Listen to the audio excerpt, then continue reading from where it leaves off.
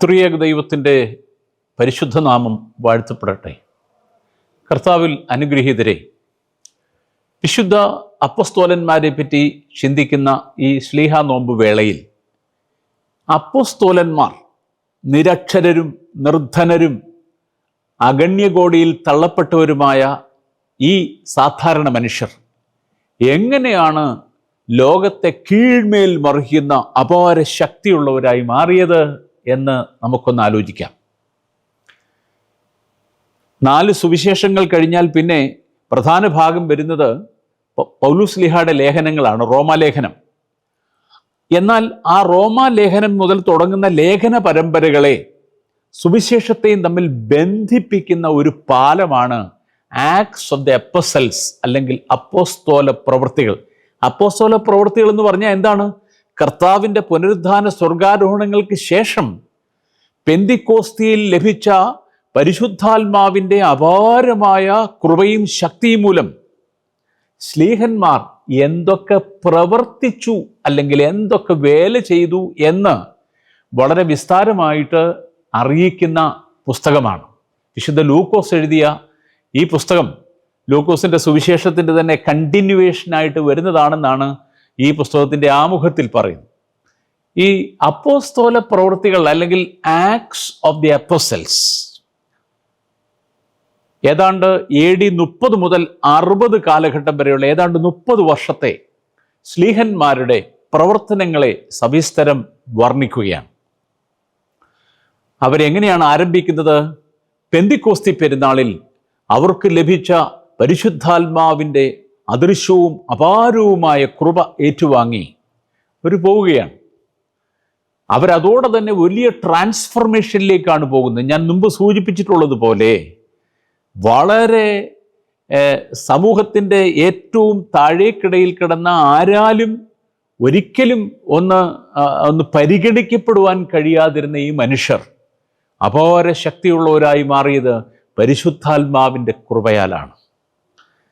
അതുകൊണ്ട് ഈ acts of the apostles എന്ന് പറയുന്ന ഈ പുസ്തകത്തെ പരിശുദ്ധാത്മാവിൻ്റെ സുവിശേഷം, ദ 5th ഗോസ്പൽ അല്ലെങ്കിൽ the gospel of the holy spirit എന്ന് പറയാറുണ്ട്. പരിശുദ്ധാത്മാവിൻ്റെ സുവിശേഷമാണ് ഈ 5ാം സുവിശേഷം അല്ലെങ്കിൽ ആക്ട്സ് ഓഫ് ദി അപ്പോസ്റ്റൽസ്.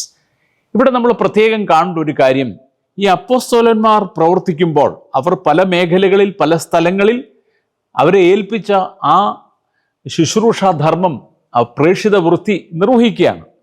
അപ്പോഴൊക്കെ ഏത് കാര്യത്തിൻ്റെ ആരംഭത്തിൽ അല്പസ്വല്പം പ്രയാസങ്ങൾ ഉണ്ടാകുമല്ലോ. കാരണം അതിന് കൃത്യമായൊരു ബ്ലൂ പ്രിൻ്റ് ഒന്നും ഇല്ല. അവർ പല സ്ഥലങ്ങളിലേക്ക് പോകുന്നു, പല ജാതിക്കാരോട് സുവിശേഷം പറയുന്നു, പലതരം സംസ്കാരങ്ങളുമായി ഇടപെടുന്നു. അപ്പോഴൊക്കെ എന്തുണ്ടാവാം? നിശ്ചയമായിട്ടും അവിടെ ചില ബാല അരിഷ്ടതകളൊക്കെ ഉണ്ടാവാം. സഭയുടെ ആദ്യ ഘട്ടങ്ങളിലൊക്കെ ചില ശൈശവ അരിഷ്ടകളൊക്കെ ഉണ്ട്. അതെങ്ങനെയാണ് ഈ അപ്പോസ്തോലന്മാർ പരിഹരിച്ചിരുന്നത് എന്നുകൂടെ നാം ഓർക്കണം. അപ്പോസ്തോലന്മാർ മനുഷ്യരായിരുന്നു. അവർ തമ്മിലും ചിലപ്പോഴൊക്കെ ആശയപ്പൊരുത്തമില്ലായ്മയുണ്ടായിരുന്നു. ചിലയിടത്തൊക്കെ അഭിപ്രായ ഭിന്നതകളുണ്ടായിരുന്നു. അപ്പോൾ അവർ ചെയ്തത് എന്താണ്? അപ്പോസ്തല പ്രവൃത്തികൾ 15-ാം അധ്യായത്തിൻ്റെ 6-ാം വാക്യത്തിൽ നമ്മൾ വായിക്കുന്നത്, അപ്പോസ്തല പ്രവൃത്തികൾ 15-ാം അധ്യായം 6-ാം വാക്യം ഒന്ന് വായിക്കാം. അവിടെ എഴുതിയിരിക്കുന്നത്, ഈ സംഗതിയെക്കുറിച്ച് വിചാരിപ്പാൻ അപ്പോസ്തോലന്മാരും മൂപ്പന്മാരും വന്നുകൂടി വളരെ തർക്കമുണ്ടായ ശേഷം പത്രോസ് എഴുന്നേറ്റ് അവരോട് പറഞ്ഞത്.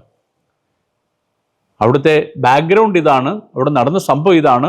പൗലോസ്ലീഹായും അദ്ദേഹത്തിൻ്റെ അനുചരന്മാരും കൂടെ സഹവർത്തികളും കൂടെ പല രാജ്യങ്ങളിലേക്കും ദേശങ്ങളിലേക്കും പോയി. അവർ സുവിശേഷം പറഞ്ഞത് ജാതികളോടാണ്, വിജാതികളോടാണ്.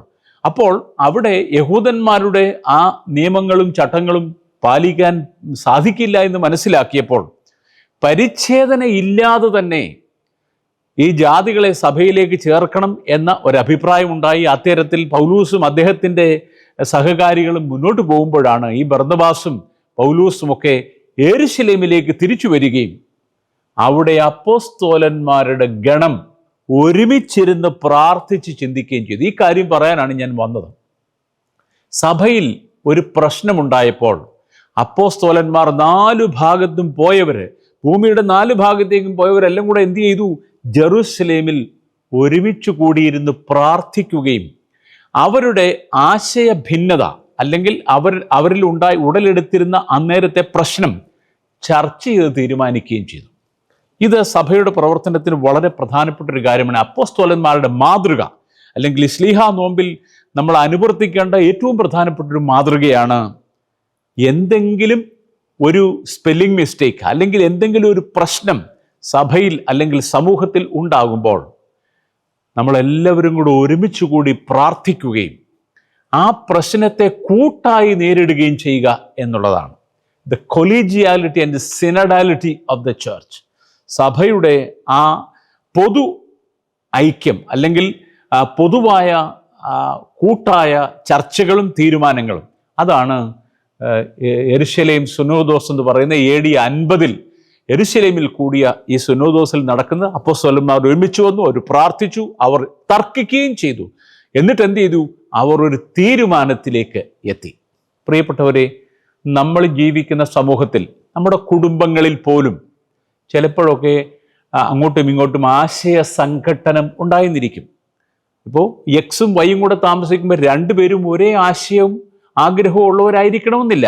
അവിടെ ചിലപ്പോഴൊക്കെ അങ്ങോട്ടും ഇങ്ങോട്ടുമുള്ള ഭിന്നതകൾ ഉണ്ടാവാം. അത് സ്വാഭാവികമാണ്. അത് സാധാരണ രീതിയിൽ ഏത് മനുഷ്യനും അങ്ങനെ സംഭവിച്ചു പോകുന്നതാണ്. അങ്ങനെയുള്ളപ്പോൾ എന്ത് ചെയ്യണം? ഒരു കുടുംബത്തിലാണെങ്കിലും ഒരു ഇടവകയിലാണെങ്കിലും ഒരു സമൂഹത്തിലാണെങ്കിലും എന്ത് ചെയ്യണം?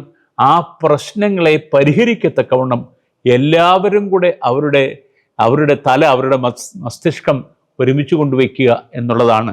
ഇത് സിനഡാലിറ്റി അല്ലെങ്കിൽ കൊളീജിയാലിറ്റി ഓഫ് ദ ക്രിസ്ത്യൻ കമ്മ്യൂണിറ്റി. അത് നമ്മളെ കാണിച്ചു തരുന്നവരാണ് അപ്പോസ്തലന്മാർ. അല്ലാതെ സ്വന്തമായിട്ട് ഒരു ഓട്ടോക്രാറ്റിക്കായിട്ട് ഡിസൈഡ് ചെയ്യുകയല്ല. അങ്ങനെ ഒരു ചരിത്രമേ ക്രിസ്തീയ സഭയിൽ ഇല്ല. പ്രത്യേകിച്ചും അപ്പോസ്തലന്മാരുടെ കാലഘട്ടത്തിൽ അങ്ങനെയല്ല.